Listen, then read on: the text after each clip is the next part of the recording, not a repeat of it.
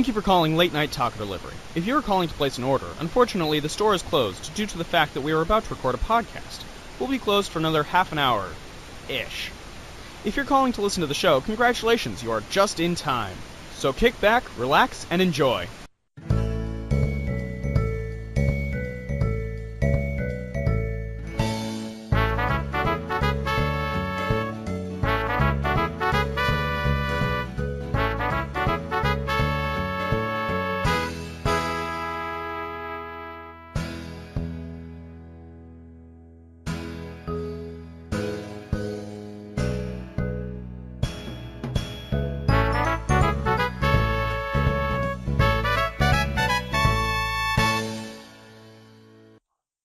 Ladies and gentlemen, children of all ages, welcome to Late Night Taco Delivery. Late Night Taco Delivery! Yay! I am your host, Daniel Gill. And I'm Jonathan Knoll. And we're here to talk about nerd stuff. As always. As always. So how are you doing tonight, Dan? I'm alright. I finally got some nice weather. Mm-hmm. Very cool time. I had a very good week, but we were not broadcasting.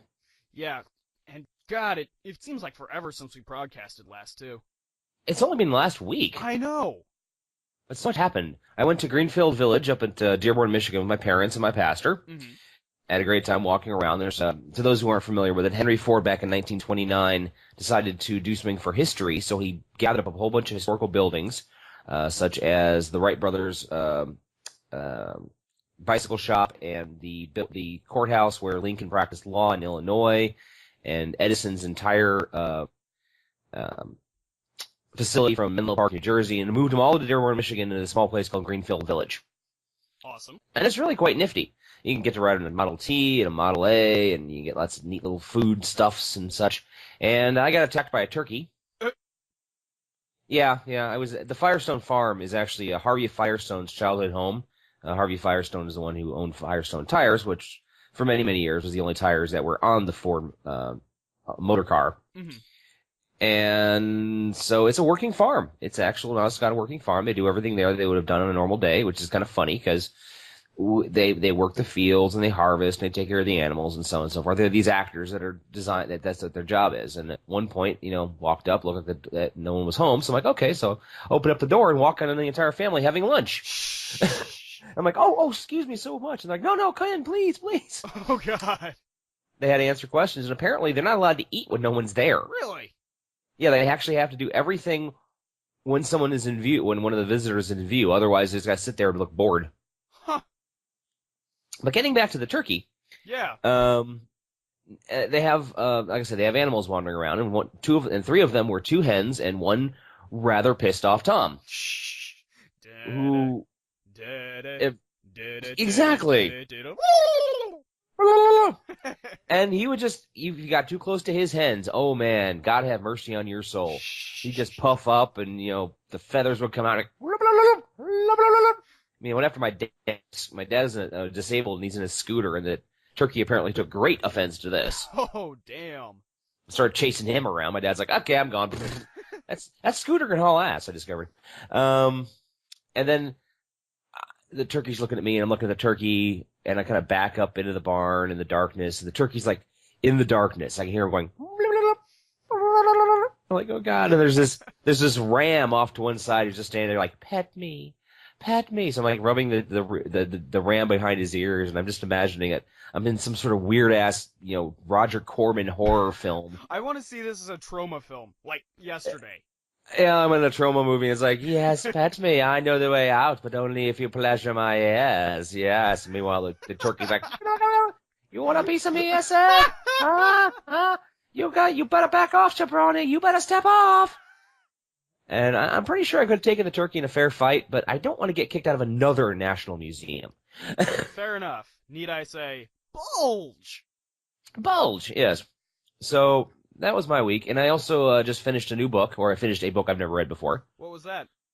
You ever heard of His Dark Materials? Yes, I have. It's a trilogy. It started in '95, I believe. There's 3 books. There's the Northern Lights, or as it's known in the United States as the Golden Compass, the Subtle Knife, and the Amber Spyglass. And I just finished the Golden Compass right before the show. Nice. And it's actually really well written, very, very surprising, very interesting. It's basically set in an alternate universe, where a young girl named Lila is trying to figure out what her father and her mother are doing. She was raised as an orphan. Mhm. Turns out both her parents are still alive and doing absolutely horrifying things. Well, And as the you main do. thing I've noticed in this book is that every human being has what's called a daemon attached to them. And the daemons are shapeshifters. And normally can take the shape of animals until they reach puberty, and then the daemons settle into one particular animal. Hmm. And it chooses the form itself. And I have not really gotten any farther than that. They made a movie about it a couple of years ago, and apparently the movie tanked. Yeah, I But did not hear good things about that movie. yeah, I said it was much different from the book, and I will admit it's a lot different from the book. Mm-hmm. But come on, armored polar bears, you gotta love it. Armored sentient polar bears. They were both pretty much the best part of the book. Yeah, apparently there's a statue of that in China. Really? Yeah. I'm just glad they actually left in the movie the scene where one of the polar bears slaps another polar bear so hard that his jaw flies off. Jesus. Yeah. Well, they're having a battle to the death to begin with, so it all makes sense, but still it was funny. I just remember seeing that in the theaters going, okay, that was impressive. Yeah. Let's see. So what have you been up to? Well, today I spent the vast majority of the day in the hospital. Yeah, he said something about that. Well, please let me know how your mom's doing. Yeah, let's see. It was last month. My mom was diagnosed with another blown disc. Now she's had this will make 3 back surgeries in a decade. Mm-hmm. So, real hat trick there. And yeah, she was having problems feeling her left leg, which is meaning it's nerve damage. I mean, right. that's all there is to it. And so everybody was really afraid that it was another blown disc. Mm-hmm. She went into the hospital today for surgery, and it turns out that it wasn't a blown disc at all. Oh, okay. Yeah, what ended up happening was that there was a ligament that was way thicker than normal, and it was basically pinching nerves up against the spinal cord. Eesh. So they had to remove a small bit of the bone. Okay. But yeah, she's pretty much back to normal. She's even getting feeling back in her leg. That's a really good thing to hear. Yeah, believe me, we're all ecstatic here. Unfortunately, yes. She's not home yet. I mean, okay. She just barely went into surgery this afternoon. So she's staying overnight at the hospital. So tonight's a bit off because I'm not, ushering her to bed tonight. Okay. But yeah, other than that, it's been a good week. I saw Age of Ultron. Okay, I have not had a chance to see it, unfortunately. I was supposed to see it Saturday afternoon, but I went 45 minutes early for the matinee, and it was already sold out. And that was pretty much the only time I was going to have to see it before the show, so I'm like, fuck. Well, as soon as you see it, make sure you let me know. Okay. Oh, but I did discover something else that I thought was kind of cool. At the Woodland Mall, our little small out here in the podunk town of Bowling Green, Ohio, they have something called the Big Fab Lab. They've just it's been only open for a few months. What it is, it's basically a workspace for people for makers. Cool. Those people who just do shit. They've got a 3D printer. They got laser engraving. They got a wood shop. They got a machine shop. They got pottery. They've got electronics off the wazoo. It's like $40 a month to be part of it, but they do have classes that you can just sign up for and don't have to pay for. You don't have to pay extra. You don't have to pay a membership fee for it. Cool. Yeah. It's really cool, and if you are a member, you can get 24/7 access. So if you 1 o'clock in the morning, you get the urge to go play with metal, you can go do that. I might have to look into this so I can do some stuff with all of this recording equipment, because my recording equipment looks totally bamjacks. So yeah, can't wait to see that. Can't wait to check that out. Okay, I'll link the website to the Radioactive Walrus page. Please do. Yeah, they seem very happy to do all this stuff. Mm, They quite enjoy the fact that they get to help people make things. cool. Well, I have a bajillion and one geek news stories this week. I'm glad you do because I had nothing, man. I had maybe 5 or 6. I mean, it was just a slow week for me. Well, sometimes that happens, I guess.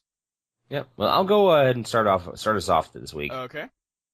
Seth Gilliam plays a priest on The Walking Dead, but got busted for blazing like a bat out of hell down a highway, possession of marijuana, and DUI. Let us pray. Oh boy. Yeah. He plays a priest. Can't remember the guy's name, but he plays a priest on Walking Dead, and police in Peachtree City, Georgia, arrested Gilliam early Sunday morning after officers said they clocked him at 107 miles per hour. Once he was pulled over, cops smelled booze and asked Gilliam if he was drinking. They said he admitted to having 3 beers and a shot. And then they also discovered a joint and a cigarette box hidden in the armrest. Dude. He blew a 0.107 blood alcohol level. How is he alive? Well, the legal limit is 0.1. So, I mean, the over the limit is 0.1 in most places. Right. So he was pretty toasted, but not ridiculously toasted. Fair enough. I blew a 0.2 once. Shh. I wasn't driving, however. I was being used as the cops as an example of what not to do. I see. This is why I don't drink much often. Drink that much anymore. Fair enough. Fair enough. Because I discovered I'm really good at it. All right. So Valve and Bethesda decided to remove a bunch of Skyrim paid mods. Mm-hmm. And when this happened, last week, the internet Mhm. exploded. Oh, yeah. So badly that Valve and Bethesda were like, "Oh, sorry about that. Everything's back to normal. Don't worry about it." Our bad. Please forgive us. Yeah. So, the weekly faux pas. Don't. Yeah, I was reading something that was on Reddit. What's his name? The guy from Valve. Mm-hmm. Crap. Gabe Newell. Yeah. Basically said, yeah, I went in for a haircut, came back out, and there was 2,000 messages waiting for me on my phone. I figured something had happened. So he actually went on Reddit to go answer questions. Dude. Let's see. Also, for very quick reactions. So, you remember last week how we announced the new Joker design? Yeah. There's already a cosplayer. Oh, good lord. Yeah, I'm impressed. Okay, I have not seen it yet. I mean, you'll post it to the Facebook group. Yep. By your command. All right, thank you so much. Let's see here. Now, this is actually something near to my heart, because I suffer from fatal earworms. You know what an earworm is? Oh, of course I know what an earworm is. I get them all the freaking time. Disgusting little bastards, aren't they? I know. I wake up in the mornings going, those crazy nights I still remember in my youth. That's how I wake up in the morning with Journey in my head. Or some random rap tune. I don't know. I also have the weirdest DJ working my dreams. That's all I gotta say. But scientists now say that chewing gum could stave off earworms. Really? It's based on the idea that moving your jaw can impede both short-term memory and recollection of sound. Researchers at the University of Reading were interested in the way that not only do different people seem to have different earworm songs, but that the duration of which the song stayed in the mind varied significantly. They started figuring out that when you're chewing gum, that seems to lessen the time that you have the earworm. Interesting. So I've not had an earworm severe enough yet to test this theory out, but I'm going to. Go for it, man. For science! For science! For science! Alright. Well, you know the guy who's playing Magneto right now, right? Fassbender? Yes, Michael Fassbender. Yeah. Well, he is in a production of the Scottish play. Ah, that's Scottish play, eh? Yes. Mackers. The one that's called Macbethanol? Yes. I just prefer to call it Mackers. Mackers, yes. Yeah, he's playing the King of Scotland. Cool. Well, the usurper. The usurper for the island, yeah. And we've also got Marion Cotillard also in the show. Sounds vaguely familiar. Let's see. What can I say that she's... Don't know. I guess I'll have to look her up later. Okay. No, I just remember back in college, I wrote a paper on Macbeth on the Scottish play, Mackers, and it was a Shakespearean course I was taking that was applying Freudian concepts to Shakespeare, and it was the hardest fucking course I've ever taken. Freudian concepts to Mackers?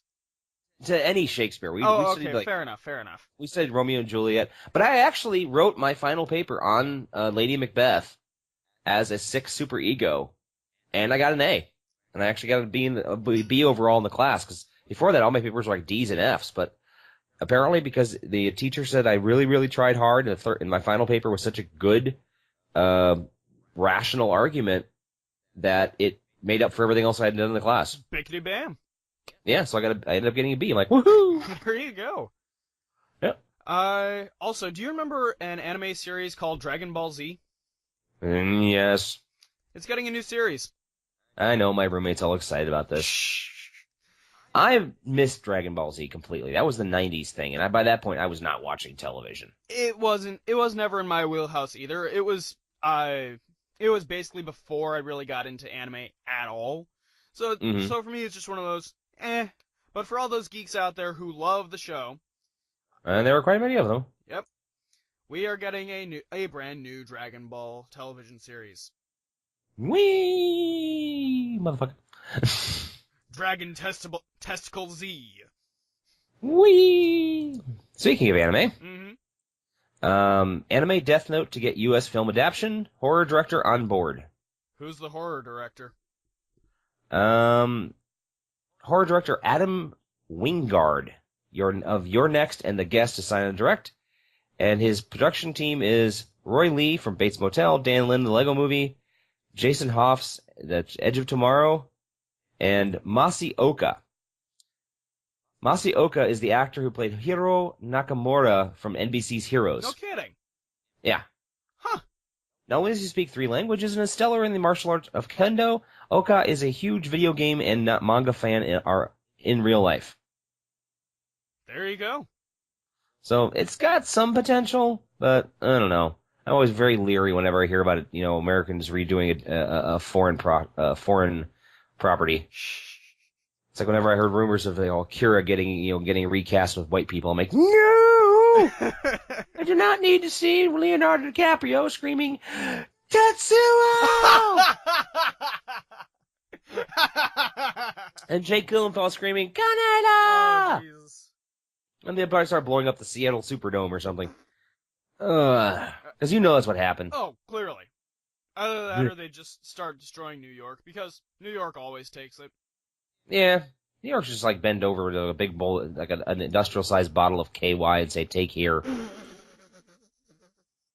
mean, every movie they get destroyed. Why did they destroy something like Podunk Town like no one gives a shit about? Like Chicago or Toledo or Columbus, you know? Seriously. Blow up Cleveland. No one would regret it. Oh, except they tried that with the Avengers. But they said it was New York.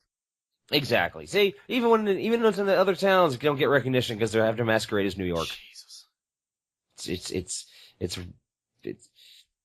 I don't know. It's just wrong. Well, at least Independence Day had a bunch of towns just decimated. Not just New York. It's elitist against other towns. That's what it is. New York and Los Angeles get it too much. They're like cheap whores who always pull out. Speaking of cheap whores who always pull out, okay. We have Ben Affleck in the Batman suit. Okay, I'm trying to be positive about Batfleck, because he honestly, I went through the same phase that everyone else did, that Ben Affleck sucked. I saw Pearl Harbor, I saw Reindeer Games, I saw Daredevil, and they all bit. Mm-hmm. But he's honestly a good actor, and he's proven he's a really good director. Just watch fucking Dogma, I swear to God, people. Watch Dogma, watch Argo, watch The Town. He's really, really good at what he does. But he has this problem where he coasts. And he just coasts for a paycheck. Mm-hmm. And I'm seeing him as, Batman, and more and more thinking this is going to be a movie he coasts on. I mean, he just looks bored in the suit. Exactly. I mean, I just want Jay to come out and slap him in the junk, scream "Snoochie Boochies" and run past. You know? Yeah. Although you have to keep it in canon, so I just want to see Jason Mewes as the Scarecrow. Damn. That would be kind of cool, actually. It's perfect. Oh, and more than that, Kevin Smith is Harvey Bullock. Oh! A zing! I am so in for that. Yep. Let's see what else. I think it's my turn now, but go ahead. Well, I've got 20. I had 21 stories at the beginning. You have, like, what, 6? Yeah, I've got 1, 2. I have 3 left. Okay. I'll take a few more for you then. Okay, thank you, man. Let's see. Kingsman: The Secret Service has a sequel in the works at Fox already. Okay. Now, Now, go ahead. well, I mentioned Mark Miller a couple episodes ago about one of the comic properties he might be working on. Yeah. About like the anti-Batman. But Mark Miller actually wrote the original comic book that Kingsman was based on. Yes. So he's actually done some good. He's actually done some worthwhile stuff. Mm-hmm. And considering it's an Icon production, so it's kind of like having Vertigo with DC. Yeah. I think we're in good hands here. Yeah. And last time we had Mark Hamill playing Mark Hamill in Kingsman, so. Yep. He played the professor in that movie. Mm-hmm. I always like when people who used to be big actors like make cameos or get back on the horse. Oh, absolutely. We also have another big thing. Okay. We have the first look at Jubilee and Jean Grey in X-Men Apocalypse, and it is totally 80s. Yes, I saw that, and I'm like, damn, I can imagine definitely Jubilee walking around looking like that in the 80s in a mall. Oh yeah, totally. And she is. They got the Cyclops looking all 80s and shit. Mm-hmm. So basically, what's going on with I'm not really sure what's going on with like Apocalypse and Days of Future Past. Is it completely different? It's a completely different timeline. So like the first 3 X-Men movies didn't happen, or it's like a completely divergent timeline. Well, let's see. At the end of Days of Future Past, basically what we have is a paradox, so that a bunch of the stuff that happened never did. So we didn't have X-Men 3 happen, for instance. Okay. Or the end of X-Men 2 happen either. I mean, it's not very clear at this point. So, I don't know. It could be a big Mobius double reach around here. Wibbly wobbly, timey wimey. Uh-huh. I mean, basically, we can always say that. Go back to Doctor Who. But yeah, it's shaping up to be a pretty good period piece, as so far they've all been. So, well, we'll give it a shot. Yep. Okay. Well, we have a trailer for the last movie Robin Williams was ever involved in. What's that? It's called Absolutely Everything. Yes. And it involves it's being directed by Monty Python's Terry Jones. Mm-hmm. Stars Simon Pegg, and Robin Williams voices his dog. And there are aliens who give Simon Pegg power to wish anything he wants, and they're voiced by John Cleese, Terry Jones, Eric Idle, and Terry Gilliam. Dude. Let's see. I'm also seeing Kate Beckinsale in the cast, Eddie Izzard, Sanjeev Bhaskar. Mm-hmm. Sorry if I butchered that. Okay. Joanna Lumley and Rob Riggle. Yeah. It looks like a lot of fun. Yeah. And it looks original. Mm-hmm. We actually have an original thing to geek out about this week. I know, isn't it great? I'm excited, man. That's one of the things I'm talking about. We're doing tomorrow. We're doing an extra podcast, Another Side of Nachos, with our guest host, Tim. And I'm going to talk about how everything seems to be remixes and reboots and remakes. But this actually looks new. Yes.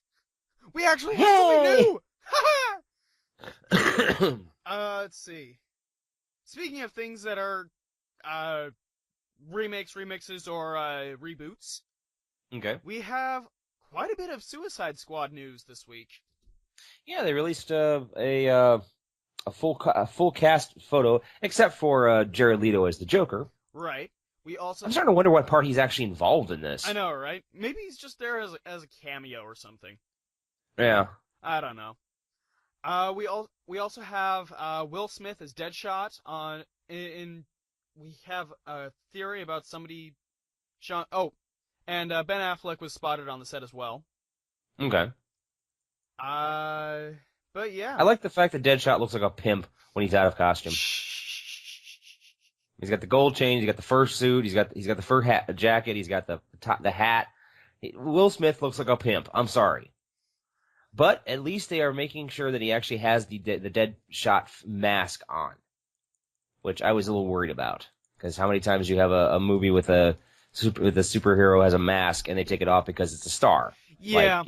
Like Sylvester Stallone as Judge Dredd, or Tobey Maguire as Spider-Man, who just keeps taking that damn thing off so much you might as well just use it to blow his nose. I can dig it. Mm-hmm. But yeah, there you go. It's all Suicide Squad right now. Woohoo! And I don't know. I don't know how I feel about it. It's just so far Well, we've had the Joker, which everybody has panned to death. mm-hmm. We have Harley Quinn looking just like she's fresh out of the Arkham games. Yeah. We have Will Smith playing Deadshot, which he's an actor. I'll give him the benefit of the doubt. Just don't do the mask thing. So at this point, I'm kind of mixed feelings. I mean, if you listen way back to one of our first episodes, and we're announcing the Suicide Squad episodes, it's just one of those. Oh my god, I'm so excited. Well, now I'm not. I don't know. It seems like what basically Marvel and DC, the big difference is Marvel's stringing out the introductions of all their characters. Mm-hmm. I mean, they originally had Iron Man and Thor, then Captain America and Hulk, and then they move them all in the one movie, and then they're doing like Guardians of the Galaxy and Ant-Man and Black Panther, and then Doctor Strange. While I was at Age of Ultron, I saw the Ant-Man trailer. Yeah. Ooh, that looks so cool. It looks funny. I'm actually looking forward to the fact that it looks funny. Like the fact that Yellow Jacket gets hit by Thomas the Tank Engine. I'm more in it because it actually looks like there's fucking action in an Ant-Man movie. Okay, alright, yeah. It doesn't make sense to have action in an Ant-Man movie for some reason. But they've sold me. So, yeah. But anyway, what I was saying is that but Marvel is like stringing it out. DC is basically loading up a shotgun with all their characters and firing at films. So we're getting all the Suicide Squad, all the villains in one movie. We're getting, we had Man of Steel, and suddenly we got, Batman versus Superman, and they're throwing Wonder Woman and Aquaman and Batman, obviously, and God knows who else they're going to throw in that film. And now you're saying that Batman's going to make a cameo in the Suicide Squad. He was at least seen on the set. Not necessarily as Batman, just Ben Affleck was seen. Okay. He might have just been visiting. Yeah. No, he's in the movie. You know that. You know as well as I do. Yeah. So, are you familiar with Groove Shark? Groove Shark. Isn't it like a music service of some sort? Yeah, basically it's or more like it was a website where you go and you try out new music. Okay. But due to years of legal troubles, it is shut down for good. I actually went to the remains of the URL. It's gone. Aw. Well, there's other ones like Spotify and Pandora and such. Yeah. I mean, Groove Shark introduced me to some of my new favorite bands, including Angel Spit. They introduced me to what's their name? I feel bad now. And I made lemonade out of it. Tsunami Bomb. Stuff like that. They're the people who introduced me on our very first show to the Rocky Horror Punk album. Huh. So, yeah. I'm sad to see them go, but it makes sense, and it's totally fair. They served a purpose. God bless them. Mm-hmm. Go on, Groove Shark. Farewell, sweet prince. Oh my god. What? Okay, I just found something that's the Daily. It's a website called the Daily What, and there is a guy out in Portland who plays flaming bagpipes. Stephen here with IGN News. Uh-oh, hang on a Sony second. Pictures. Oh, there we go. Okay, Go on. his name's Brian Kidd, aka the Unipiper, and he's known for dressing strangely and playing bagpipes that shoot fire. That is so badass. Well, apparently for the May 4th, may the 4th be with you, he rolled around on a BB-8 droid while playing the bagpipes on fire. Oh my god. I will share this to the Radioactive Walrus website. Please do. I'm just like poking around, just going, is that guy any more news? I'm like, oh, whoa, okay, that's interesting. Well, I'm not going straight into Star Wars just yet. We do have another. Why are they redoing this? Okay. Sony is developing a female-driven Jump Street film and a Men in Black Jump Street crossover.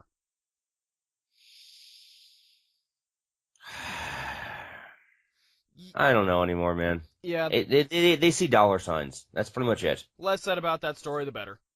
Yeah. Speaking of things that are less said than better, how about if we get rid of something we neither of us really get? If we are able to completely block out something both of us absolutely detest.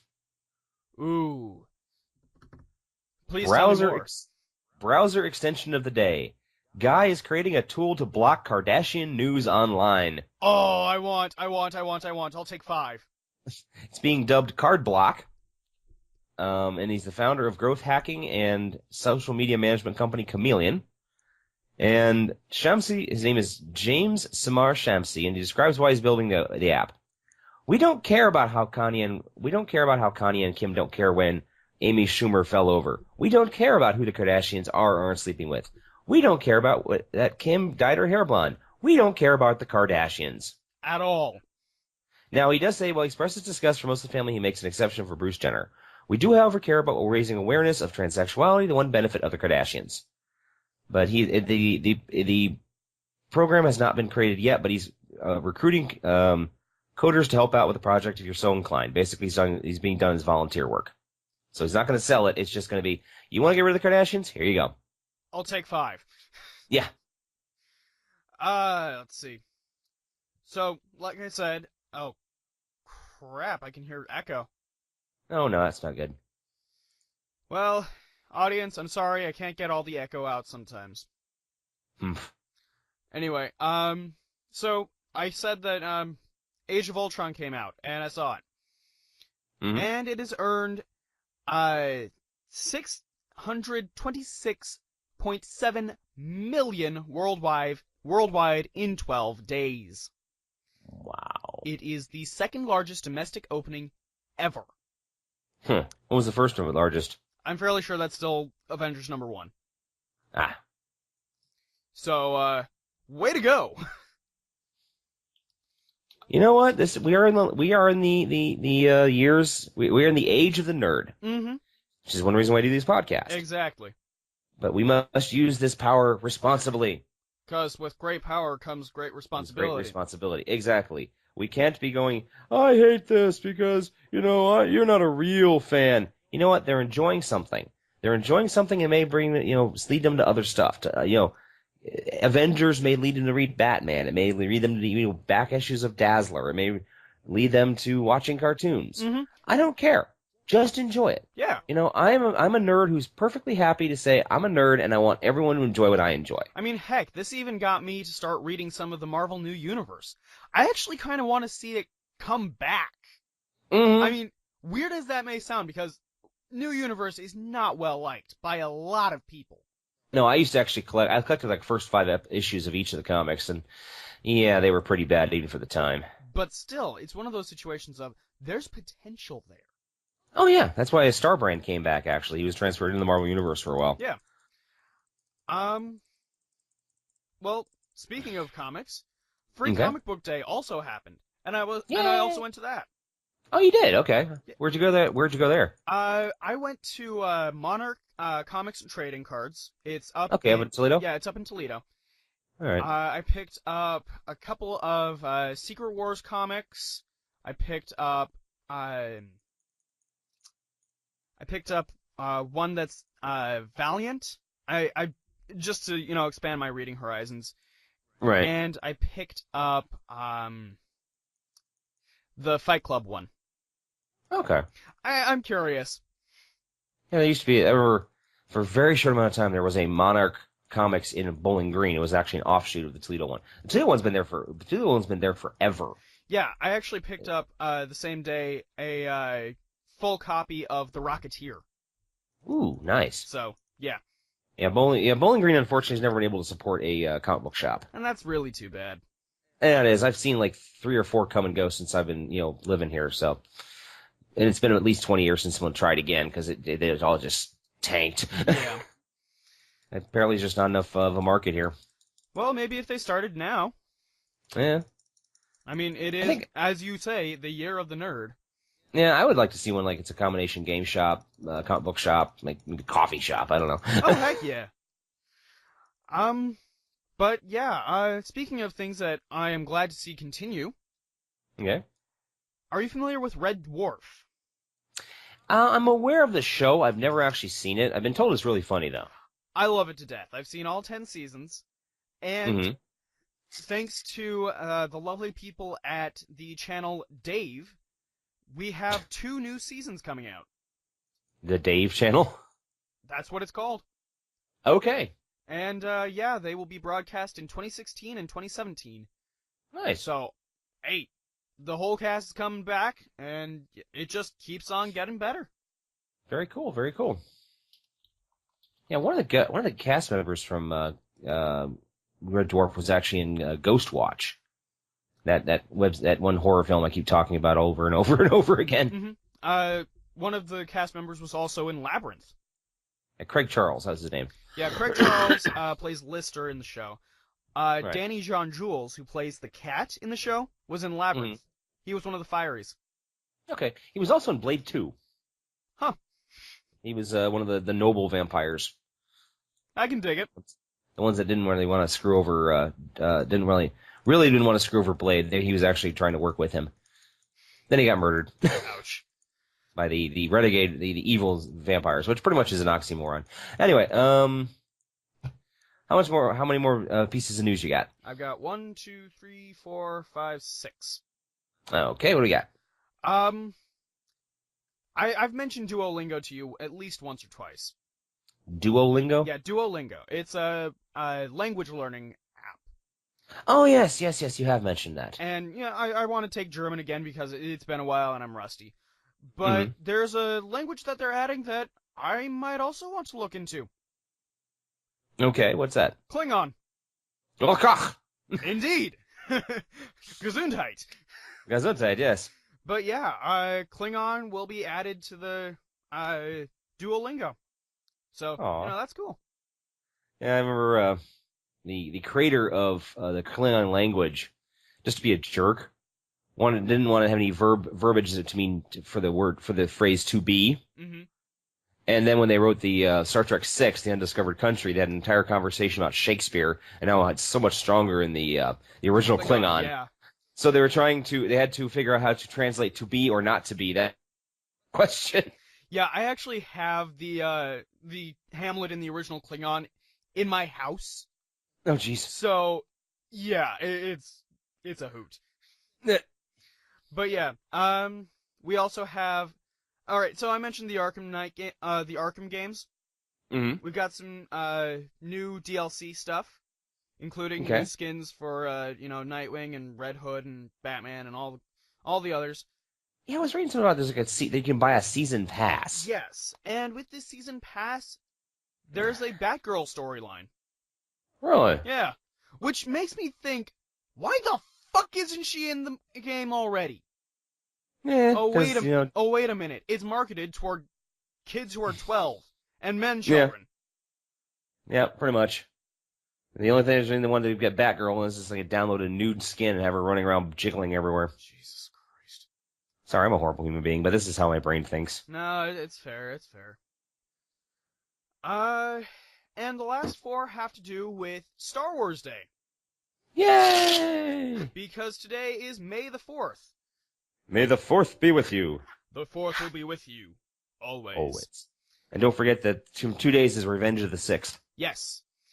So, yeah, today is Star Wars Day. And in celebration, we have Wired smashing an epic Lego Star Wars Star Destroyer. I saw that. It's really cool looking. That was oddly satisfying. Yeah. They were trying to replicate the Super Star Destroyer hitting the Death Star. Death Star in Return of the Jedi. Yeah. And it hits the ground and explodes. Mm-hmm. And it's awesome. Also, actually, I have one that doesn't involve anything about Star Wars Day, and it's this, and you're gonna hate me for it because it's a reboot. Oh, crap. Stephen King. King. We have a new It remake. Yeah. And Pennywise has been cast. He's like the kid from something or other. Yeah. Meet the Millers. Yeah, his name is Will Poulter. He was in Maze Runner and, as you say, We're the Millers and Meet the Millers and all that. Mm-hmm. And True Detective's Cary Fukunaga is going to be directing. I think Kevin Smith did something about that with that guy a couple of months ago. Like when Ralph Garman was off shooting something, Kevin Smith interviewed that director. Yeah. And he was talking about he's trying to get the rights to do It. Oh Christ! I knew it was coming. Ugh. Yeah. You had blocked it from your mind. Yeah, because it's Stephen fucking King. Mm-hmm. I don't want to remember that. I don't mind Stephen King. I mean, he's not a horrible writer. He's an awful director. Well, he directed one thing. He directed Maximum Overdrive, and he admits it's a horrible movie. He also did a version of The Shining. He wasn't. He was involved. He produced that. He didn't actually write. He didn't actually direct it. All right. Oh well, whatever. Sorry. I'm a softie for Stephen King. I'm not a huge fan, but I journeyed for 25 years with him through the Dark Tower series, so it was worth it to me. Anyway, my last story for tonight is Star Trek Voyager's Tim Russ, who plays Tuvok. Yes. Explained Star Wars Day in the most hilarious way possible. Ugh. If you want to know all about it, go out onto the internet. It is hilarious. Find it. It's done by Pocket Watch. Yes, it is beautiful. All right. And one more thing that I didn't put in the geek news, but we probably should acknowledge. The woman who played Yeoman Janice Rand.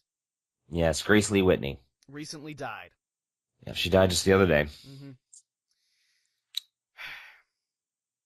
She had unfortunately lived a rather rough life after she was released from Star Trek because they decided that she was originally supposed to be a love interest for Captain Kirk. Mm-hmm. Then the writers decided that Captain Kirk wasn't going to be settled down to no one woman.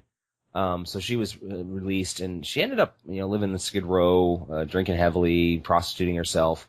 Then she finally got clean, and then in the 80s, the cottage industry of Star Trek conventions started to come up. And she was able to make a very nice living traveling from convention to convention. So she really was able to turn her life around. And she shows up in Star Trek 6, as I recall, too. She showed up in Star Trek 6. She showed up on Voyager. Mm-hmm. Showed up in a number of fan films. So I'm glad that she survived. I'm glad she got the help she needed and she was able to continue on with her life. Mm-hmm. And so to Grace Lee Whitney, Godspeed, sleep well, and sleep well, sweet princess. And a fond farewell. And a fond farewell. However, I've got one last piece of news. Okay. This is my news that makes me laugh. Oh, Christ. Boom, I hit him good. Man punches bear to save Chihuahua. A man in California took on a bear with his bare hands to save his Chihuahua. According to Fox 40, the bear was trying to get past a low gate on the deck to Carl Moore's house when he heard his dog yelping in fear. She was terrified, Moore said, but Moore was not. The 73-year-old contractor raised his arms and charged the bear, causing it to retreat up a ramp, and then it reared up and turned toward Moore, and he clocked a bear. He clocked him with his right hand, sending the bear to the ground. Goddamn. Yes. I'm impressed. Yeah. And it says that wildlife and Fish and Wildlife rangers believe the bear who ran off after being hit weighed about 300 pounds.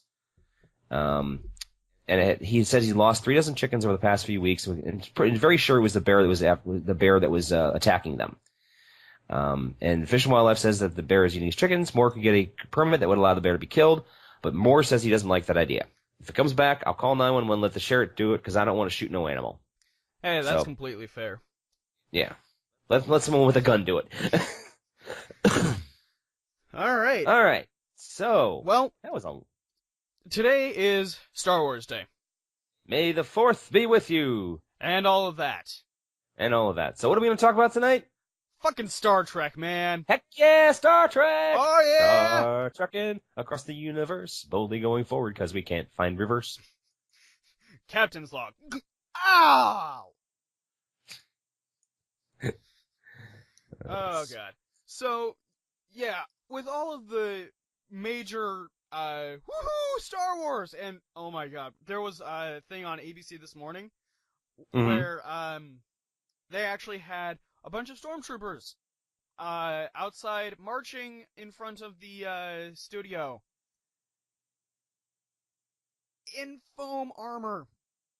In foam armor? Yeah. Why foam? Was the normal armor too hot? They just didn't care. It was Attack of the Eye Creatures bad. Ugh. Yeah, you remember that MST3K episode? Oh yeah, definitely. They just didn't care. Aw, that sucks. And it's clear that they just didn't care because ABC is owned by Disney, who also owns Lucasfilm. Yes, they should take care of these things. Exactly! And yet they didn't. Yeah! What the fuck? Alright, anyway, so, enough media incompetence. Okay, let's start with the history of Star Trek. Woohoo! First, I want to talk a little about Gene Roddenberry.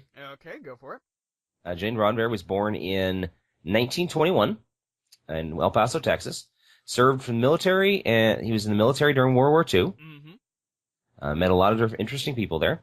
And then when he got back to the States, he ended up working for the Los Angeles Police Department for 7 years. At which point, he decided to become a writer. And he worked on various shows. He worked on Bat Masterson, Jefferson Drum, Have Gun Will Travel. Mm-hmm.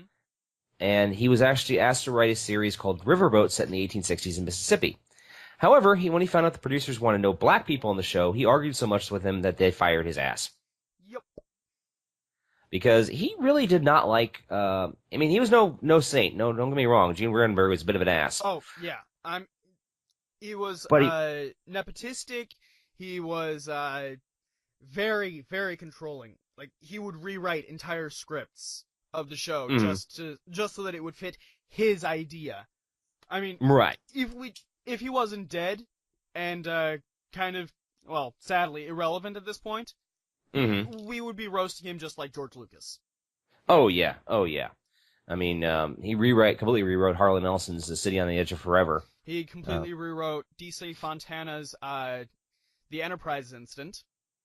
Okay, refresh my memory. What episode was that? The Enterprise Incident has to do with Romulans, and yeah, it's been a while. Okay. But anyway, so he ended up getting fired, and he was able to.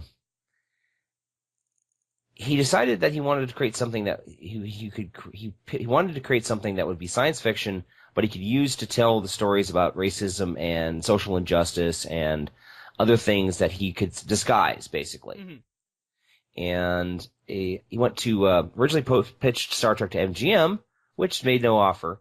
But the strange thing is, MGM later on came out with Lost in Space, which had a very similar concept. Right. They went to Desilu Productions, Well, Desilu was actually owned by Lucille Ball and her husband Desi Arnaz, Yes. and they decided to give it a shot. So they made a pilot called The Cage. It stars, I think it's Jeffrey Hunter? Yes, Jeffrey Hunter as As Christopher Pike, Majel Barrett as number one, basically the part that Spock filled later on. Leonard Nimoy is Leonard Nimoy as still Spock. Basically, Leonard Nimoy was the only cast member who survived the first pilot. And they showed it to the network executives to try to pitch it, and they liked the concept, but they thought it was way too cerebral. And of course, you could never have a woman in a role of being a commander. Of course not. They're all wearing pants. Oh, actually, no, she wasn't wearing pants. She's still, actually, I don't remember if she was wearing pants. She was wearing pants. She had pants? She had pants. I can't believe that woman was wearing pants. I know. The outrage. The scat. The outrage. 60s outrage against women wearing pants! Sorry. Anyway, so instead they went back, recast it, wrote a new pilot called Where No Man Has Gone Before, starring the actor named William Shatner, who had been in a couple different things earlier on. He'd been in a couple episodes of Twilight Zone. He was in Brothers Karamazov, the movie version. And he actually shot a pilot for Alexander the Great, the TV series. Huh. And he was came down to whether he would do an Alexander the Great or if he would be in Star Trek. And he decided he wanted to do Star Trek because he didn't really want to wear a skirt. To each their own, man. Well, do you want to see William Shatner in a skirt? I certainly don't. Especially now. I mean, yeah. Oh, God. Well, back then, he was not a bad-looking dude, but still, Yeah. So, in the Alexander the Great, obviously never got picked up. And so all the parts were rewritten, and Mr. Spock was cast as the first officer. And then they started throwing in... now, the thing is that even though he lost the war on having Majel Barrett as a commanding officer, he was still able to cast a very diverse crowd. Oh yeah. For the bridge at the time. I mean, George Takei as Akira Sulu. He shows up in the second episode produced, the Cornbite Maneuver. Okay. Walter Koenig was actually second season. Sorry. Nichelle Nichols as Uhura. Who absolutely gorgeous woman. Absolutely. Even to this day, she's just graceful. She's just a beautiful woman. And we'll talk about her a little bit. Man. Yeah, we'll talk about her in a little bit because there's a great story about her. James Doohan as Scotty, who surprisingly enough is not Scottish. He's actually Canadian. That's just not hockey, eh? Yeah, it's not hockey. The funny thing about James Doohan is actually he was a World War II veteran who'd fought in D-Day. And had one of his fingers blown off. The middle one, actually, on his right hand. Yep. So whenever you see him, most of the times when you see him in the show, he's always holding something or doing something with that hand to hide that he's missing this finger. He's usually got his index and his ring finger placed over where his middle finger would normally be on the transporter controls. Whenever you see that. I mean, he goes to great lengths to cover that up. It's quite impressive. Yes. So, it basically came out I think it was 1966? Yep. No. It was filmed in 1965, released in 1966.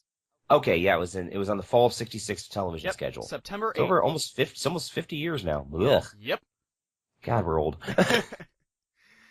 And well, let me ask, since we talked a little bit of the history of the show, what is your history with Star Trek? Where did you first become aware it existed? Well, funny thing is, I was born straight out of the womb with Star Trek on the television. All of my siblings were. For me, it was an episode of Next Generation. I mean, it changes every time that my parents tell it. It was that long ago. Yeah. I would actually get hiccups in utero whenever the Next Generation theme would play. I mean, it's that ingrained in my personal history.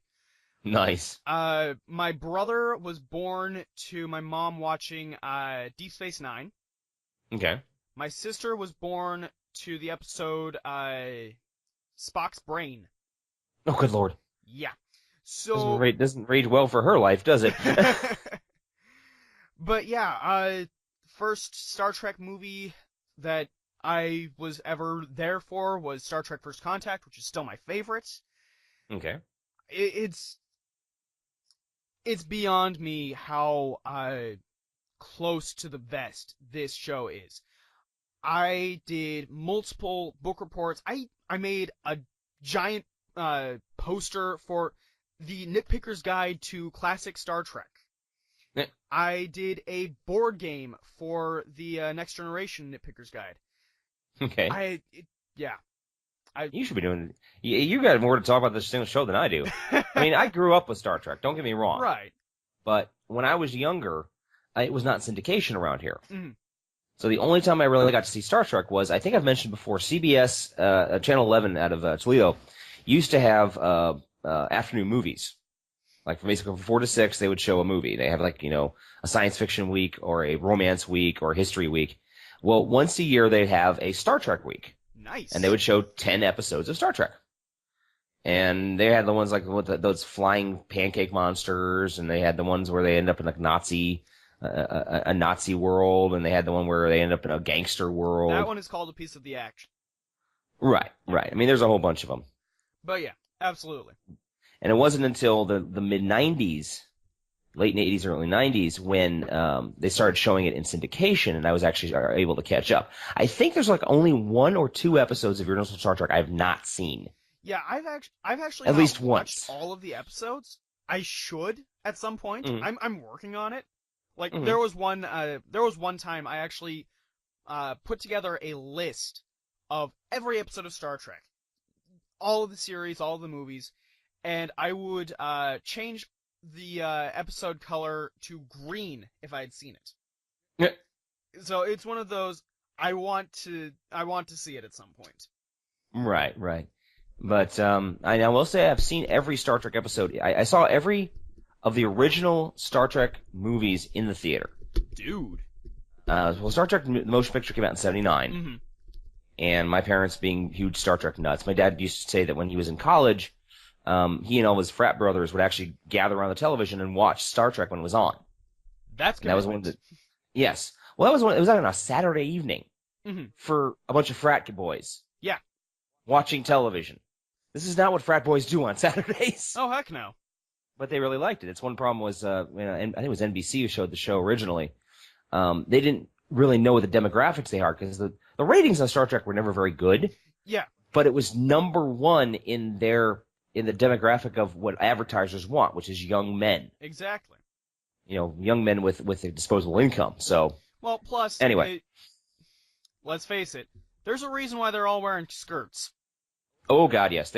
Those women, and they always cast those women to be very voluptuous and to wear very skimpy outfits. Oh yes. God bless America. No. I am very, very much unapologetically in it. I enjoy the female form. So that show was quite happy for me. Fair enough. Same here. Okay. So but then remember when Next Generation came out? Yeah, Next Generation was 84, I want to say? 86. 86. Okay. No, wait. I think it was maybe 88, actually. Let's see. 87, 88? September okay, 87, 28, yeah. 1987. I was in 8th grade, and I remember watching Encounter at Farpoint. It was the first episode. It was aired on a Saturday afternoon, and Monday morning, everyone in 8th grade was talking about that show. And oh my God, how good it was. And how interesting it was, and we really wanted to see what was going on. And I'm just like, it was cool. I liked it. And I watched Next Generation. I watched DS9. I sort of watched Voyager. And then I think I've seen a grand total of 2 episodes of Enterprise. Let's see. I've seen episodes of every series. Mm-hmm. My time with Deep Space Nine, and Deep Space Nine is my favorite of the series. My time with Deep Space Nine mainly stems from the Dominion War. Mm-hmm. So it includes such episodes as Trials and Tribulations, when they introduced the Defiant, stuff like that. So for me, that is Star Trek. Yeah. I remember watching Enterprise. In fact, there was one night where, you see, my mom is a bit of an animation historian. Right. I want to sit down with your mom at some point and just chat. Yeah, we should have her on an episode of Side of Nachos sometime. We'll just talk about history of animation. Woo. There you go. Especially Warner Brothers animation. So Okay. she was doing research for her undergrad thesis, which was about animation from the 30s and 40s. You know, the Depression and World War II. Right. And so we were recording that. We were recording an episode of Looney Tunes on Cartoon Network. At the same time that we were recording an episode of Enterprise. And somehow, we don't know how, we don't know why, the audio for the two switched. Oh, God. In recording. That would be rather amusing. Oh, it was hilarious. We had... Suddenly we had Captain Archer's dialogue coming out of Hubie and Birdie, the rats. Oh, jeez. And then we had, funny voices coming out of T'Pol and the other characters from Enterprise. It was just a hoot. Oh, man, that's funny. And what made it even funnier was we had company that night, too. Because my dad's cousins were big fans of Enterprise at the same time. So every now and then they would come over and we would all watch it together. Mm-hmm. And so they were there for that, and we're all just kind of looking at it, I like it better this way. Okay. Anyway. Right. So getting back to the original series. First season was a relative success. Second season saw the introduction of Walter Koenig as Pavlov Chekhov. Sorry. Chekhov. And originally, what Gene Roddenberry was saying was he wanted to show that there's hope for the end of the Cold War, but apparently it was because they wanted a teen idol on the show, and Walter Koenig at the time was pretty cute. Yeah, they wanted him to basically look like Davy Jones from the Monkees. The Monkees were really big at the time. Right. And I've seen every episode of the Monkees too. Fantastic show. Yeah. Very funny show. But one of the things that happened is during the interim between the first and second season, Nichelle Nichols had decided that she really just was not happy on the show. She didn't feel she was being utilized properly. And she ended up talking to, of all people, Martin Luther King. Yes. You've heard this story before? Yes, I have. Basically, she mentioned to him that she was thinking about leaving the show, and he took her hands and says, "Oh, Nichelle, you cannot leave that show. Do you have any idea how many young ladies and young men are looking up to you, people of African descent, that are seeing a strong black woman on a bridge of a starship? I mean, you've got to stay for them." Exactly. And really, I think the best way of it being told is how he introduces himself. She's there at an NAACP meeting. They're both there, and he sees her, taps her on the shoulder, and says, "Hello," and she just turns around, "Dr. King." Yeah, it's just fantastic. And apparently he loved the show. He loved the idea of the diversity on the show. And it did touch on a lot of different things. There was an episode with a lot of different shows with racism, with historical inaccuracies. But it also had some really other great shows, like the episode with the Enterprise versus the Romulan craft. I think it was called the Runner in the Deep or Devil in the Dark or something. No, Devil in the Dark was the one with the Hordak. Yeah. The one you're thinking of is, I know this one. But it was basically Captain Kirk versus the Romulan captain. And I love that episode because it actually shows one thing you very rarely saw Captain Kirk do in the show. Be a tactical genius. Oh, yeah. Because most of the time he's just out there, swinging his fists and romancing the girls. But that episode was so tightly written and so well done. I mean, it's essentially an allegory for submarine combat. But it works so perfectly, and it shows how really intelligent Captain Kirk is. Yeah, you're absolutely right. Balance of Terror is the episode. Okay. Yeah, because basically the Romulans had a cloaking device, so the Enterprise couldn't see them, but the Romulans couldn't open fire without dropping their cloaking device. So Captain Kirk has to figure out a way to track them. and he uses his entire crew to figure it out, which was awesome. Yeah, it's a brilliant episode. I remember seeing it for the first time because the funny thing is, Star Trek also influenced a lot of my early friendships. I know, Okay. this series is so ingrained in my life. Hmm. Anyway, I was friends with a kid named Marshall Johnson as a kid, and his dad... The Marshall Johnson? Yeah, laugh it up. I'm sorry. Anyway, his father is one of the biggest Star Trek fans I have ever met. He has every single episode of Next Generation on VHS. He has a signed picture from Avery Brooks, Captain Benjamin Sisko on Deep Space Nine. Star Trek figures out the wazoo. I mean, seriously. Right. And for a while, he actually loaned my family do you remember when Sci-Fi Channel would show Star Trek Uncut? Yeah. Yeah, he actually loaned the family some of those tapes. So I remember seeing Balance of Terror for the first time, and oh, that was a religious experience. That was a great episode. Mm-hmm. Yeah, and so I'm just trying to remember. Basically, like I said, I've watched it. I'm trying to see every episode I can.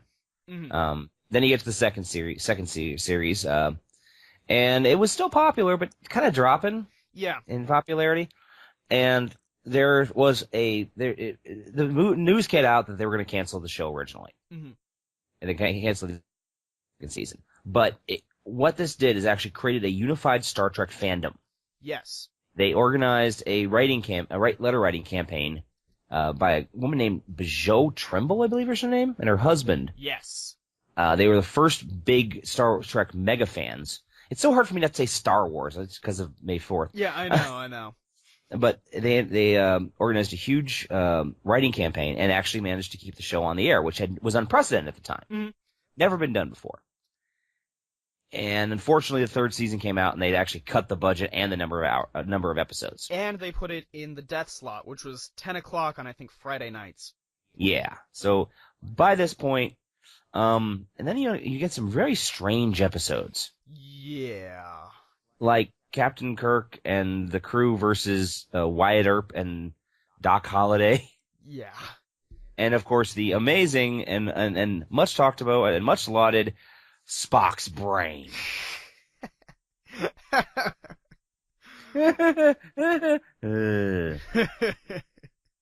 So anyway. Yeah. 3 seasons, show's dead. Yep. But it refused to die. Yeah, shortly after there was the ill-fated Star Trek the Animated Series. There are 2 seasons of that. I didn't think it was ill-fated. I quite enjoyed it. I've seen some of the animation of it. I mean, it's very... Well, the animation sucked, okay? Yeah, I will admit to that. So but limited. a lot of the writers that were on the original Star Trek were able to go on and do it, like DC Fontana and even Larry Niven. Did a crossover with his Kazinti. Yes.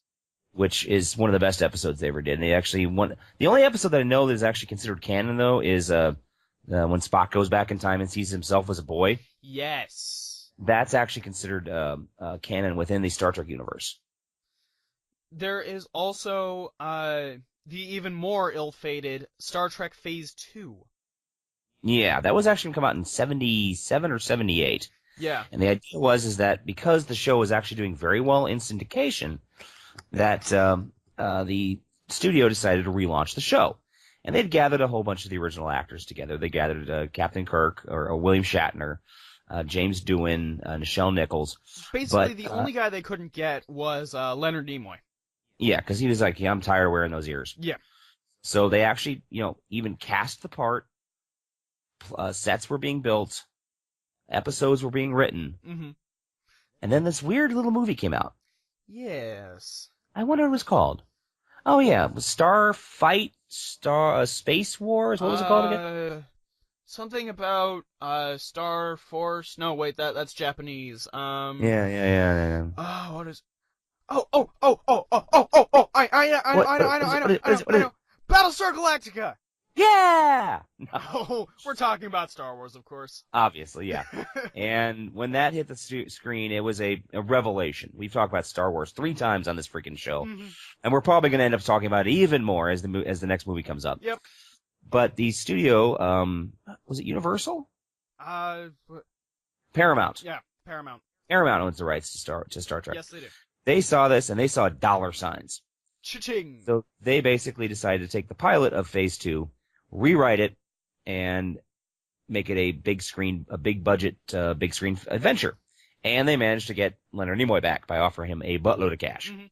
There was actually a character who was going to replace him called Zahn.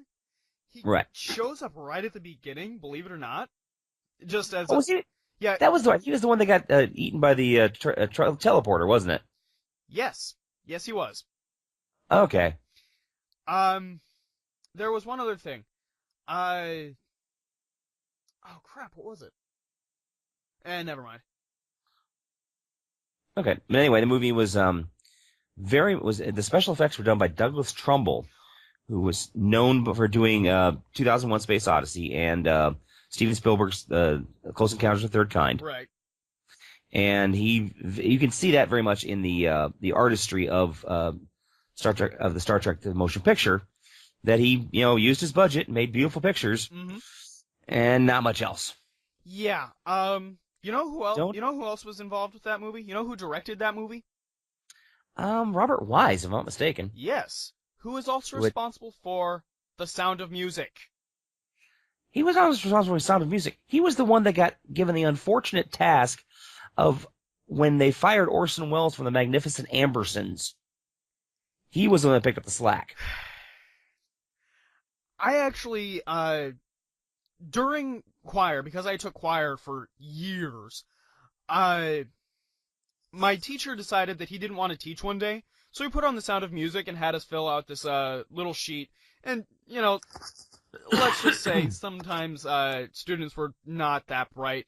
So, like, they were saying that Maria was studying to become a noun. And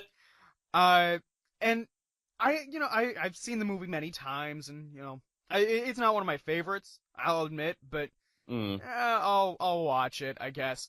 But at the very top of the paper, I wrote, "This movie is directed by Robert Wise. He's responsible for Star Trek: The Motion Picture."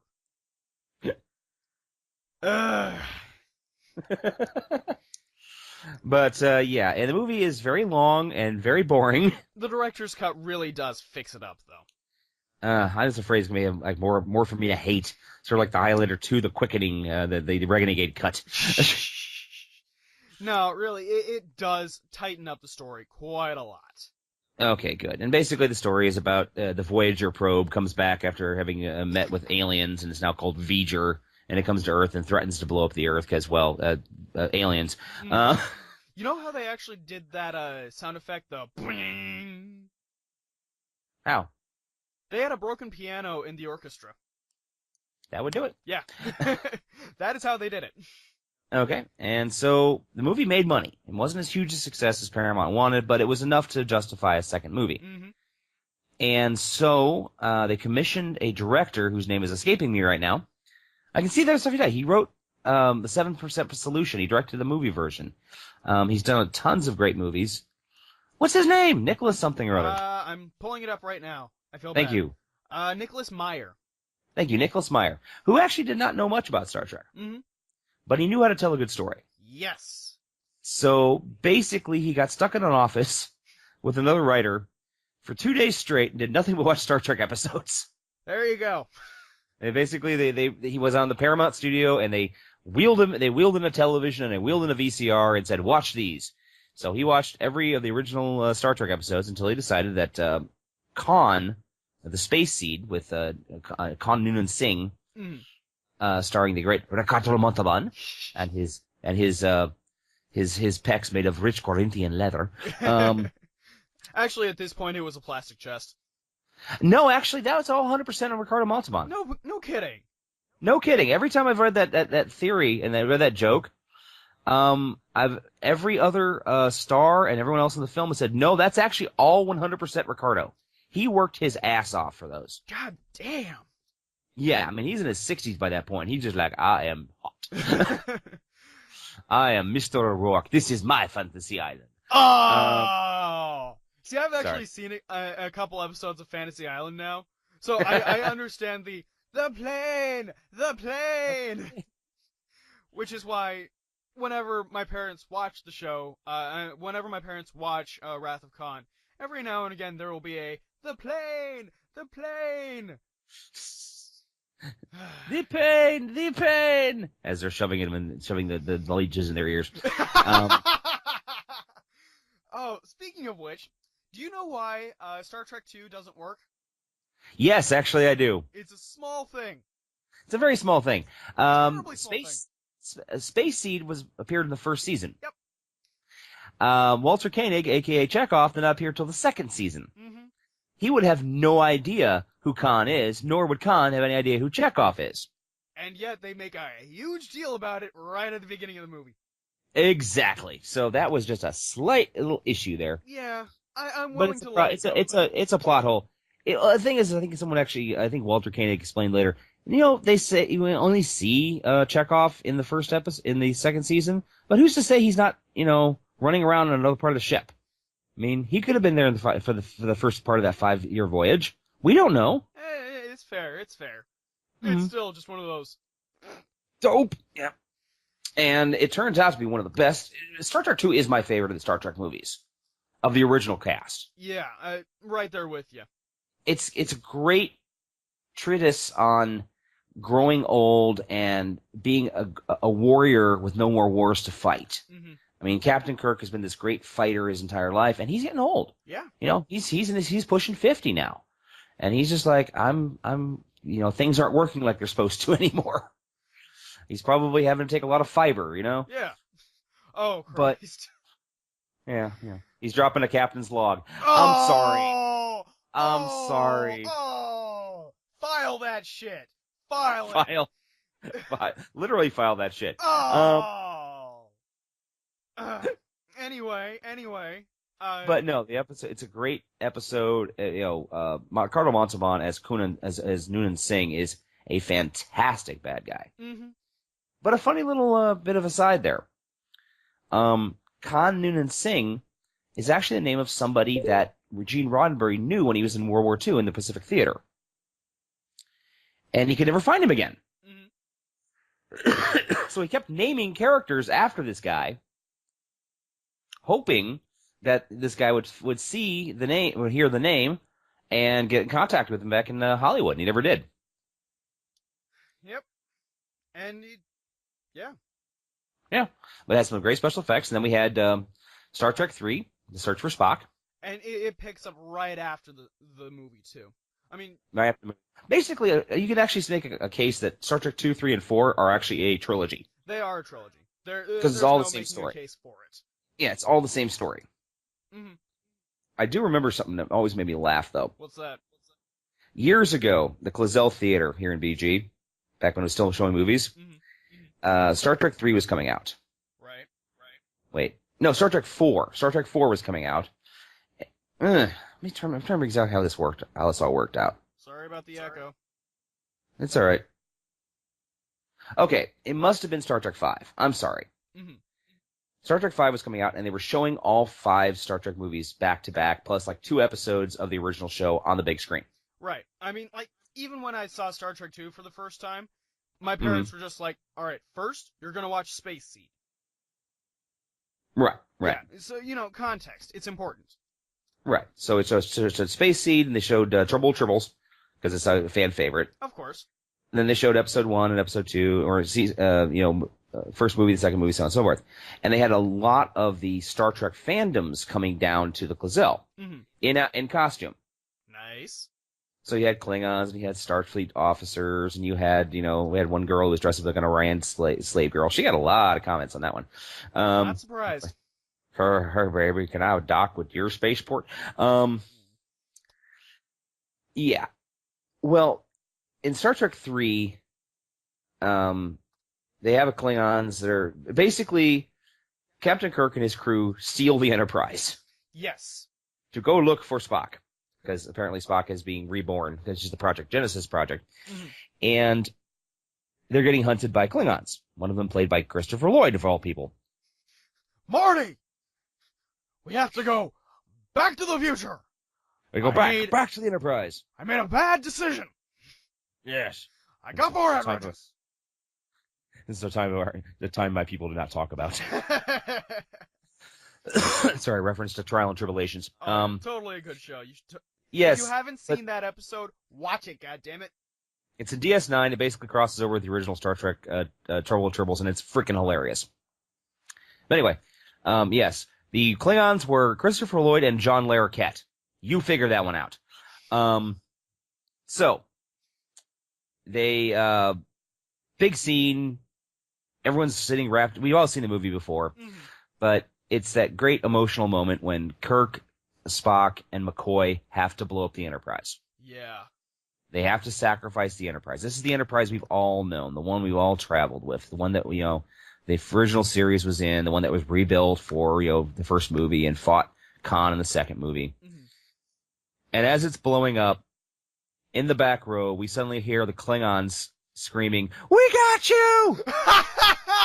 We got you! Oh my God. It took us 20 years, you bitch, but we got you!" And the Star Trek fan and Starfleet officers are screaming and going, "Shut up! Shut up!" And the Klingons are just kicking the seats and laughing their asses off. It's like, who the fuck cares if it costs 3 Klingon lives? We got your ass! It was brilliant. Oh my God. Oh wow. So anyway, right. Star Trek 4. Yeah. Which has the worst soundtrack ever. Really? Yes. It makes me want to cut things.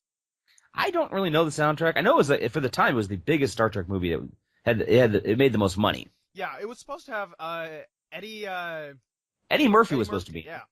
But he ended up doing, I think, Beverly Hills Cop. Mm-hmm. It was the same time period.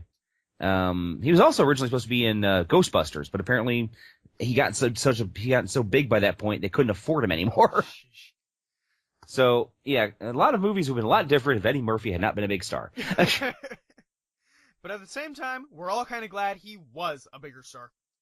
Yeah, because it wouldn't have been a Star Trek movie. It would have been a science fiction movie starring Eddie Murphy and just happened to have a cast of Star Trek in it. Yep. But yeah, it involved saving whales, time travel, transparent aluminum, and the fact that Chekhov can't say nuclear vessels. Yes. Nuclear vessels. Nuclear vessels, which apparently is not how Russians speak. No, it's very much not how Russians speak. Yeah, Russians can say the V word. Yes. Yeah, the music is by Leonard Rosenman or something. Okay. It's pretty bad, I assume, huh? If I had it on my computer right now, I'd be playing just a little bit, because it's terrible. The 2 movies before this had music by James Horner. James Horner, who did the music for Titanic, who did Braveheart. Yeah, exactly. Big, bombastic movies and great scores. Good stuff, damn it. And then we're given this shit. I have to listen to this now. I actually remember how bad the soundtrack is. Oh my God. It must be like, it's some new age weird crap or something. It is. Some new age hippie crap. You're just hippies. They want to save the world, but they just want to get stoned and smell bad. Anyway, so Star Trek 4, big success. Then they decided they're going to do one last movie. And we ended up with Star Trek 5. Yep. I think this is the movie that actually cemented in most fans' hearts that William Shatner is kind of an ass. Yeah. Don't get me wrong. He's become a very nice guy. He's a cultural icon. Dude should never direct a movie ever. And I do mean ever. Star Trek 5 is basically about finding God. And not that religious kind of, we're changing our worldview. It's literally we are looking for the physical manifestation of God. Right, and basically the first thing off is they introduce a character who's never been mentioned before, who is Spock's half brother. Cybok is his name. Yes, and he's never mentioned before and never mentioned since. And now, from what I understand, they actually cut Shatner's budget halfway through. Yeah. So the ending wasn't nearly as epic as he wanted it to be. But at the same time, he still was pretty the acting wasn't very good. It was very corny. Mm-hmm. And it's a dumb movie. There's no other way to say it. It was just a dumbass film. Yeah. And so fine. And I saw that movie in the theaters, and my dad and I walked out, and we looked at each other and go, we will never speak of this again. Fair enough. And finally, Star Trek VI. I found, oh god. I found some of the song. I found the song that makes me want to cut things. Oh, no. I'm sending this shit to you right now. Okay. But Star Trek VI, as I call it, Star Trek The Apology. Yeah. The Undiscovered Apology, yes. They got Nicholas Meyer back. There it is. It's in your, it's on your Facebook chat. Okay. It is truly terrible. Do I have to listen to this now? Please. All right, hold on. Heck, I'll even play a little more while you're listening to that. Holy shit. Yeah. The hell? Uh-huh. I mean... This is like really 80s New Age crap. Yeah. Okay, I'm gonna stop that now. Yeah. I mean, like, the first, the main title basically sounds like Christmas with Star Trek. Christmas with Star Trek? It has fucking bells! There's ballet music! What the fuck? I mean, so Jonathan, tell us how you really feel. Star Trek V has a better soundtrack.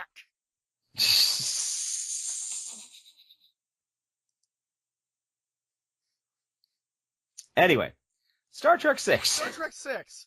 The Retirement Apology. Home Edition. Yes, the apology episode. Basically, originally we're going to go on Star Trek V with them all sitting around the campfire singing "Row, Row, Row Your Boat." The fans were, to be sure, not pleased. Yeah. So instead, they decided, okay, we're going to do one more movie, and they brought Nicholas Meyer back from Star Trek II. And this basically, I think, sort of fueled the whole theory that the odd-numbered Star Trek movies sucks, and the even ones are really good. Mm-hmm. And for the most part, that actually kind of lived up to its history. Oh yeah. 2 was good. 4 was, 4 had horrible music, but it was a good movie. Yeah. 6 was fantastic. Basically, it was kind of unfortunately a retread of Star Trek II. Yeah. Basically that was another about old warriors getting one last battle. Yeah. But the whole concept was the Klingon Empire was dying. It was tearing itself apart, and they needed to have the Federation come in and basically save them. And at this point, Star Trek: The Next Generation has already been on the air for what is it? 2-3 years. Yeah. So it even features a cameo by Michael Dorn as a character. His own grandfather. Yeah. It's a fantastic movie though. Yeah, it's really well done. Christopher Plummer does amazing work, and even though we mentioned that the Shakespeare reference earlier, to be or not to be. If I had my friend Conrad here, he actually could speak Klingon. Awesome. You've not lived until you've managed to run away from a whole Okay, this is just my aside. Oh my god.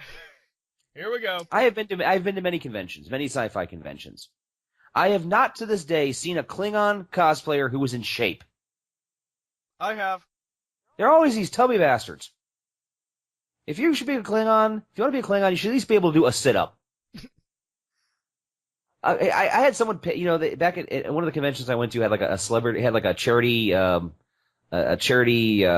thing, basically where you could get quote unquote arrested and you had to pay or have someone else pay you to get you out. Mm-hmm. And the Klingons were the one doing the arresting. Of course. If a Klingon can't catch you, they can't put you in jail. So I was running from a whole bunch of tubby Klingons. Until they finally gave up. Bad donut day? Not enough haracticino? Exactly. I mean, these guys are like, oh, slow down. Shit. I'm like, I'm just bouncing around. This is back when I was younger and thinner. I was like, whatever, dudes. You can't catch me. You can't put me in jail. I ended up giving them $5 anyway for the charity, but still, I wanted to prove a point. If you're going to be a Klingon, you better be in shape. Yeah, that I've actually seen in shape Klingons. They were all at Star Trek: The Experience in Las Vegas. Okay, so they're being paid to be they're being paid to be in shape. Yeah, but they're still fucking awesome.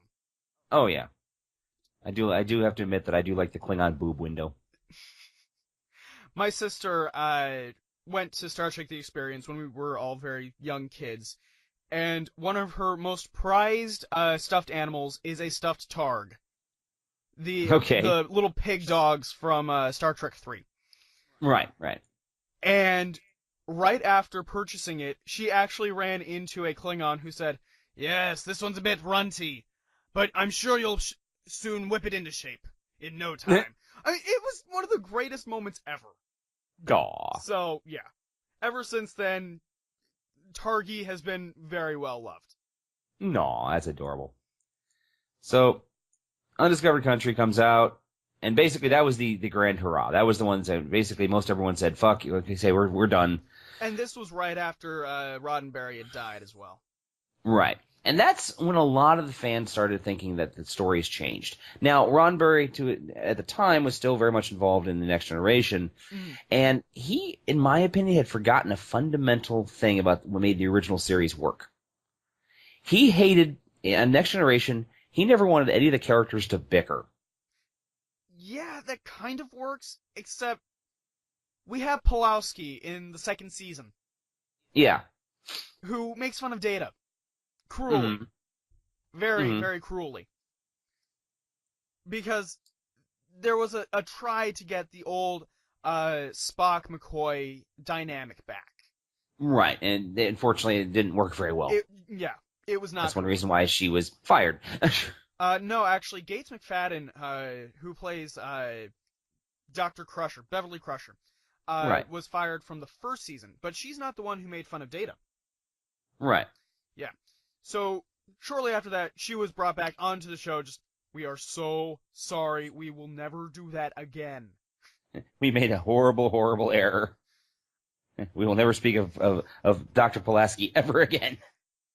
And for the most part, that stayed true. She shows up in a couple of the books, but beyond that, no, she was on. Yep. All right, we're what time are we at? About hour and a half? Yep. You want to cut and we'll do the Next Generation and the next movies next week? How about we finish off Next Generation, because we just don't have that much left. Okay, all right. Well, went for 7 seasons. Yep. And introduced the great character of Q. It also introduced Captain Picard, who would later go on to, be Professor Xavier, and can someone please explain why a French guy has a British accent? It's the future? That's the only explanation I can come up with. I mean, there is a universal before I go on to explain the fact that there's a universal translator in the com badge, which, I just did, so that's a moot point. Which apparently gives the French a British accent? Cruel luck of the draw? They're a bunch of francophobes. Anyway, there is actually a test episode of Patrick Stewart doing a French accent. Really? Yes. Oh my goodness. It is legend. Ah, do you have a copy? No. Do you know where to get a copy? I want this copy. I want it to see the light of day because, Jesus Christ. That would be funny. I've actually heard him do the French accent on Wait, Wait, Don't Tell Me. He even did his native accent on that same episode. Brilliant, by the way. The way he's just lost that accent over time is amazing. But yeah, there is a French episode. Okay. All right. That's cool. But yeah, Next Generation. All right. Basically, it's on seven series, 7 episodes, seasons. Blah, I can't talk. And meanwhile, in that time period, DS9 was airing, and then I think Voyager actually hit the last year of Next Generation. Next Generation. So there were three shows going concurrently for one season. Actually, no. Next Generation stopped right before Voyager. Okay. Because Star Trek Generations, the movie where Kirk meets Picard, and we have the infamous plot that makes no fucking sense. For Generations? Yes. Although I have been to the filming location. That's pretty cool. Yeah, the plot that makes no fucking sense. You have Dr. Soren, and he's evil, I think. Yeah. He's trying to, contact the great power of the Nexus, which is also where Guinan comes in, who's played by Whoopi Goldberg. I always thought it was funny how she got a part on Next Generation. Yeah. She was friends with LeVar Burton. And she said, "Man, I'd love to get a role on Star Trek Next Generation." And he even told her in the first season, and he's like laughed it off, going, "Yeah, whatever." And then he's like, "Wait, you were serious?" And she's like, "Uh-huh." Yeah. So they wrote Guinan specifically for her. And season 2 rolls around. Suddenly, 10 Forward is in the ship, and yeah. There's Guinan. Yep. In her myriad of amazing hats. Amazing hats, and she was always a mystery character, which was awesome. Yeah. The fact that Q was actually afraid of her. Yeah. I mean, Q, an almost omnipotent character, was afraid of Guinan. And they never explained it. Yep. But yeah, and really that's all we have to say about Next Generation. Yeah. So shall we do our Thou Shalt Not? Sure. What was our Thou Shalt Not this evening? We found something. It was like, oh, Jay and Silent Bob. That's right. Yeah. Well, you see, we decided that, this week, because we're doing, things that are completely unrelated, well, kind of unrelated. Right. Recently, Jay and Silent Bob have been doing, ads for all sorts of new things. I believe there's a car commercial that, features Stan Lee in there as well. Kevin Smith did an ad for, the Avengers experience, or the Marvel experience. Yep, and I think Jason Mewes did a video game. I don't remember what it is, though. Okay. Well, what this all led to was that there's a game called Plants vs. Zombies Garden Warfare. And they did a series of short videos with Jay and Silent Bob as animated characters fighting the zombie hordes with plants until they get turned into zombies as well. And we were trying to think of what would be the weirdest things that Jay and Silent Bob could sell.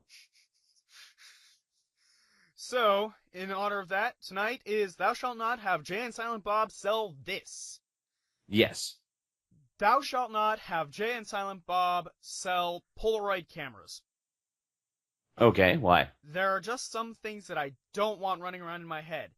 Especially a double Polaroid of Jay's dick. Jay's ballsack. His big, hairy, veiny ballsack. Resting on the back of a sleeping Silent Bob's head. Aw, that's actually kind of cute. Aw, he gave him a sexy pirate.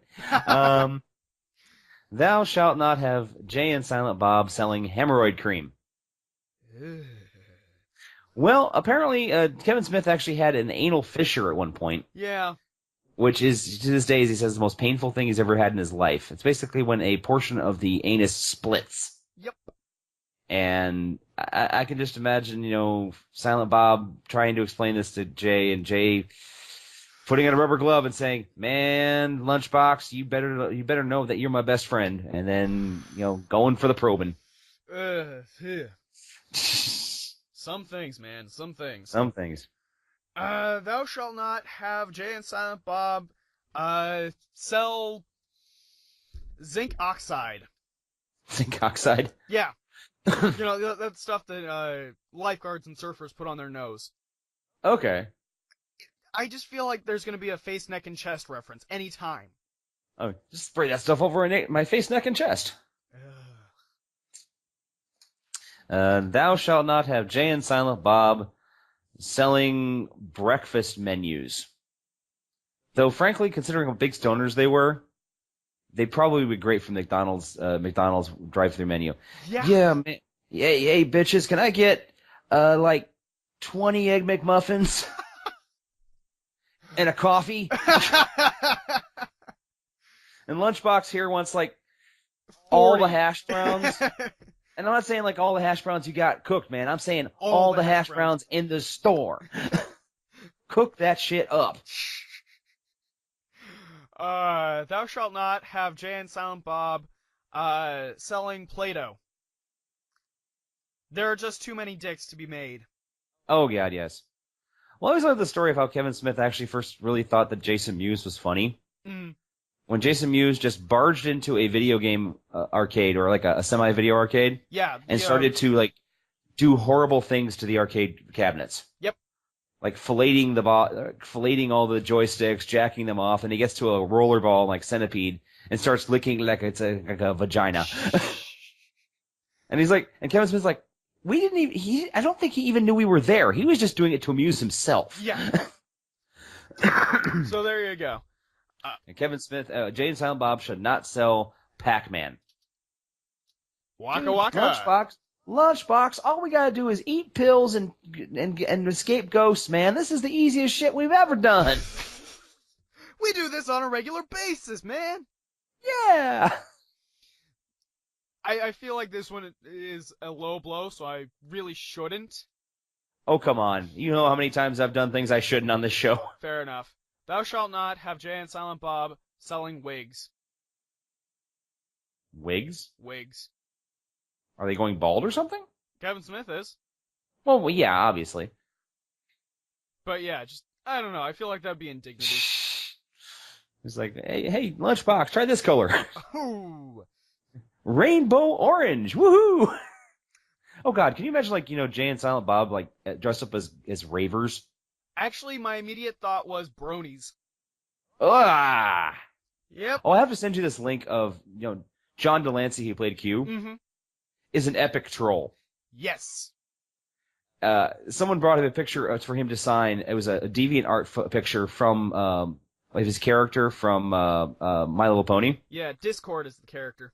Discord, and apparently a portion of the picture looked sort of like a penis. Oh, Jesus.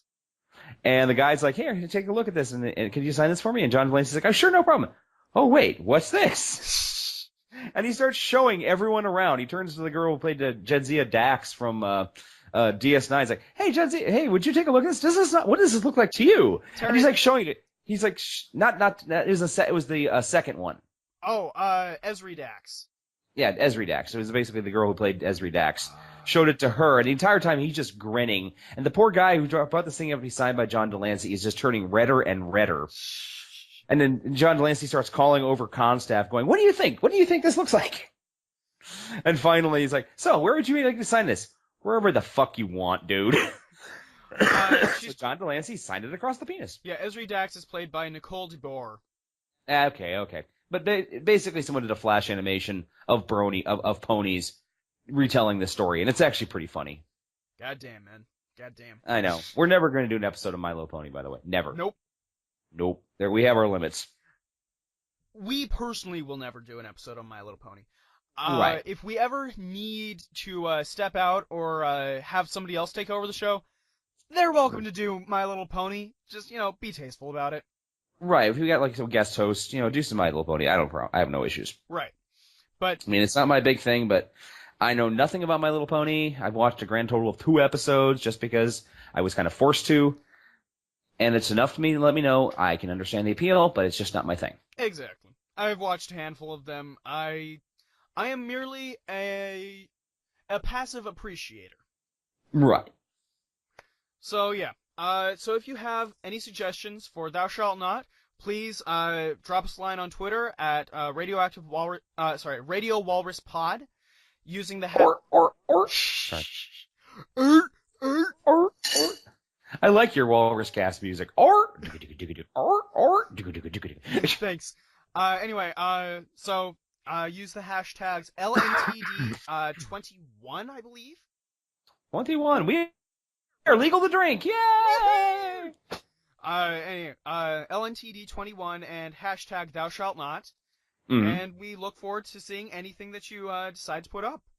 Yeah, please share with the group. Mm-hmm. We want to build a vibrant community online. And from all of us here at Radioactive Walrus Entertainment, the Recording Closet, and Dan's house. Hello. This has been Late Night Taco Delivery. Thanks for calling. Live long and prosper. May the 4th be with you. Late Night Taco Delivery is performed by Daniel Gill and Jonathan Knoll, and was created by Daniel Gill. New Bizarre opening by Jonathan Knoll. If you have questions, comments, or a suggestion for a future show, drop us a line on Twitter at Radio Walrus Pod.